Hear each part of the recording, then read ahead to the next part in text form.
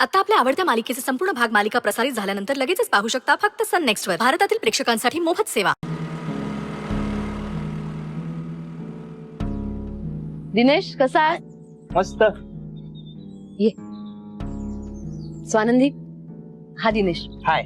आणि दिनेश, ही आमची स्वानंदी. आज खूप गोड आहे आमची स्वानंदी, अतिशय लागवी आहे. म्हणजे आजच्या जमान्यात अशाही मुली असतात हे मला स्वानंदीकडे पाहून कळलं. आणि स्वानंदी, मी सांगितल्याप्रमाणे दिनेश खरंच खूप चांगला मुलगा आहे. चांगलं कमावतो, गावाकडे शेतजमीन आहे, खूप मोठं घर आहे, सगळं छान आहे. आणि दिनेश, तू लग्नानंतर स्वानंदीला टेलरिंगचा बिझनेस ओपन करून देऊ शकतोस. ती उत्तम शिवणकाम करते. हा हे मग चांगलं आहे ना. आपलं म्हणजे कसं आहे ना, भगवान का दिया हुआ सब कुछ आहे. हा संचिताने सांगितलं तसं.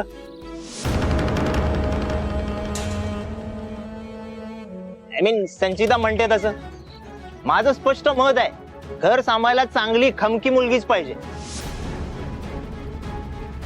काय म्हटलं ना तर मुलींच्या अशा रांगा लागतील, पण काय आपल्याला चांगली मुलगीच पाहिजे ना. ते सोशल वर्किंगचं सांग ना तिला. अरे हा, ते तर विसरूनच गेलो. सोशल वर्किंग जाम करतो आपण. काही छोटी मोठी एनजीओ पण आहे आपली गावी. गावात कोणाचं अडलं ना सगळे आपल्या दाराशी येतात.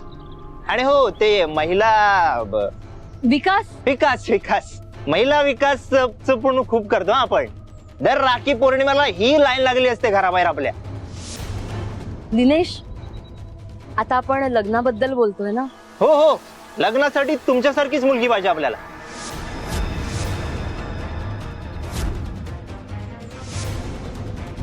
बरं स्वानंदी, दिनेशला तुझ्याबद्दल सगळं माहिती, मी सांगितलंय सगळं. काय दिनेश? हो. आणि त्याला ते मान्य सुद्धा आहे, बरोबर?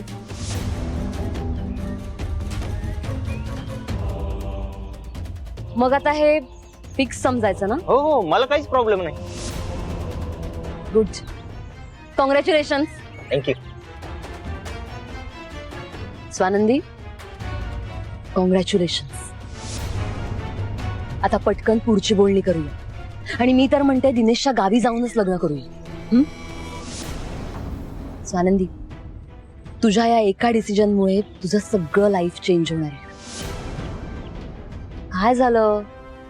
हशी का बघतेस? हे इमोशनल होण्याची, थँक्यू म्हणण्याची काही गरज नाही.